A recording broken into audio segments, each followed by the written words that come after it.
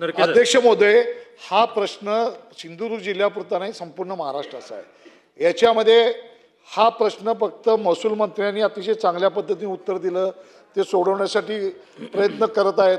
परंतु हा विषय फक्त एकट्या महसूल मंत्र्यांच्याकडे नाही, तर वन खात्याकडे पण आहे।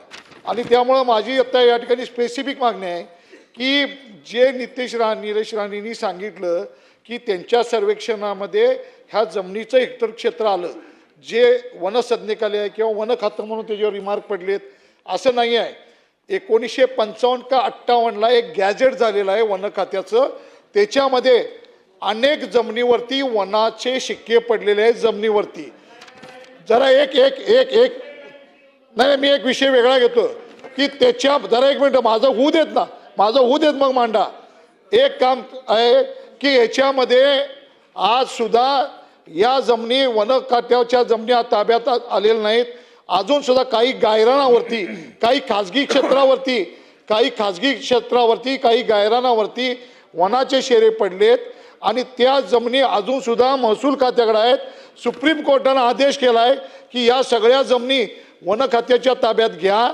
माझी एवढीच या स्पष्टाच्याद्वारे मागणी आहे की या ठिकाणी जे खाजगी वन जमिनी लागलेले आहेत, खाजगी क्षेत्राला वन शेरे लागलेत, याचा जमिनी या ठिकाणी परत करण्यासाठी जरा एक मिनिट महसूल मंत्री आणि वनमंत्री एकत्रित बैठक लावून अनेक ठिकाणी खाजगी गायरानामध्ये त्या ठिकाणी ग्राउंड्स आहेत, दवाखाने आहेत, वेगवेगळे मंदिर आहेत, ही सुद्धा आज वन खात्याच्या ताब्यात ही जातात, तिथं काही करू शकत नाही। गायरानामध्ये काही ठिकाणी सामाजिक वनीकरणाच्या माध्यमातून झाडं लावले गेलेले आहेत, आकेशिका झाडं लावले गेले आहेत, ती सुद्धा जरा एक मिनिट ती सुद्धा बोला जरा एक अध्यक्ष महोदय, सिंधुदुर्ग प्रमाणात सगळ्या जिल्ह्यामध्ये हा विषय लागलाय।